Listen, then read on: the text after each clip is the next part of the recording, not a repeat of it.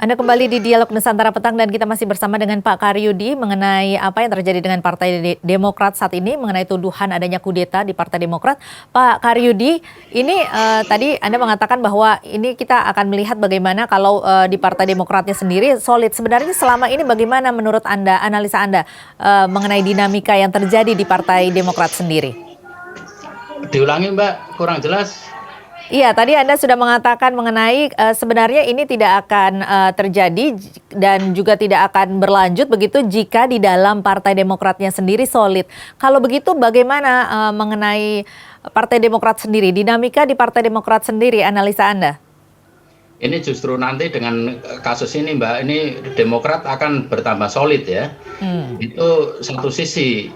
Di sisi lain, mereka yang katakanlah melakukan perlawanan seperti Pak Joni Allen Marbun, katakanlah nanti seandainya melawan, itu justru akan rugi sendiri karena bagaimanapun posisi SBY dan keluarganya masih sangat kuat di Partai Demokrat ya. Dan ini Partai Demokrat ini kan model kepemimpinan partai yang top down bukan yang bottom up ya. Dan ini fenomena semacam ini terjadi pula di Partai Demokrasi Indonesia Perjuangan maupun PAN ya. Ini katakanlah ada kecenderungan menjadi semacam partai keluarga ya.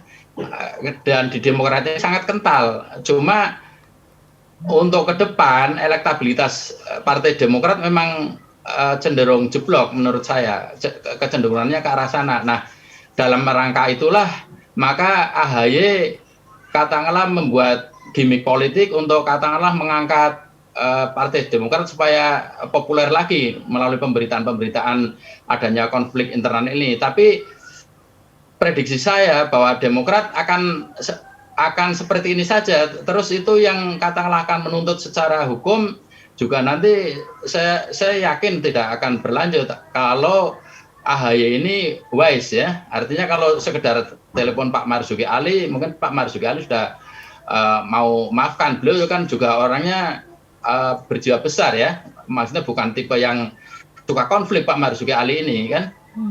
Ya saya kira seperti itu. Dan sepanjang Partai Demokrat nggak melakukan perubahan, ada kecenderungan bahwa Partai Demokrat menjadi partai keluarga, ini ya katakanlah tidak akan sebesar yang dulu Mbak, karena masa SBY kan sudah lewat dan AHY bukan SBY, berbeda. AHY bukan SBY, begitu saya kira.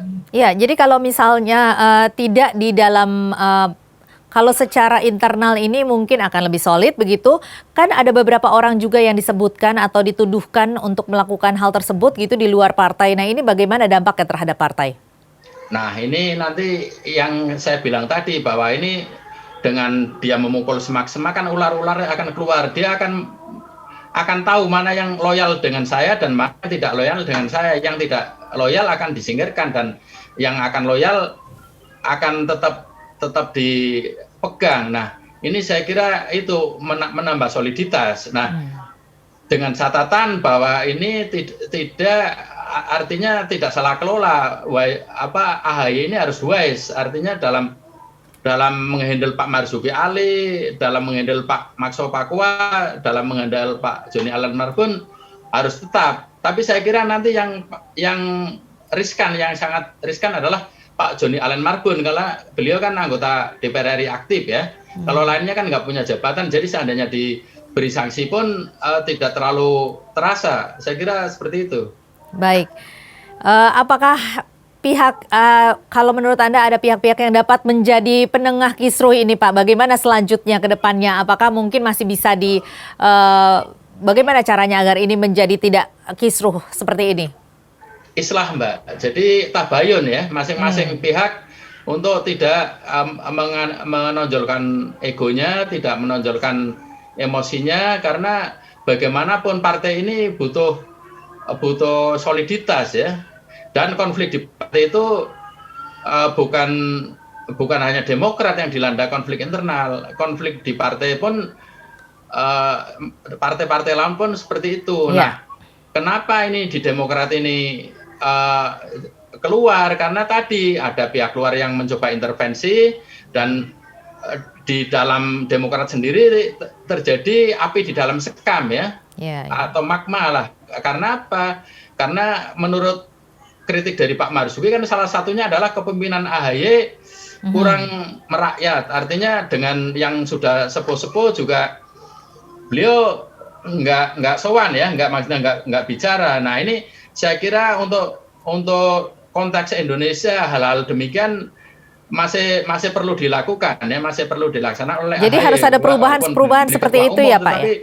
Tidak bisa model militer untuk memimpin partai itu tidak bisa. Nah barangkali baik Pak SBY maupun AHY ini terbawa kebiasaan beliau di militer sehingga seakan-akan semua serba tertata dan serba pakai garis komando. Nah ini partai politik ini ditentukan oleh yang pertama adalah kontribusinya terhadap partai dan loyalitasnya ya. Sepanjang itu katakanlah terpenuhi, saya kira akan tetap eksis di partai. Dan misalnya dibuktikan dengan yang tetap eksis kan terpilih lagi sebagai anggota DPR, terpilih lagi sebagai anggota DPR. Nah ini kan terbukti bahwa katakanlah walaupun elektabilitas Demokrat dari tahun ke tahun terus menurun kan, katakanlah dia tetap terpilih lagi. Nah ini bukti bahwa dia piawai sebagai politisi dan ini sumber daya manusia bagi Demokrat yang tidak bisa diabaikan ya. Cuma itu tadi kalau SBY bahwa AHY katakanlah jangan terlena karena dia kan ibaratnya pemimpin drop-dropan. Jadi harus ada perubahan sendiri ya Pak ya dari harus ada perubahan juga dari AHY sendiri untuk bisa membuat partainya ini semakin solid begitu ya Pak ya. Baik.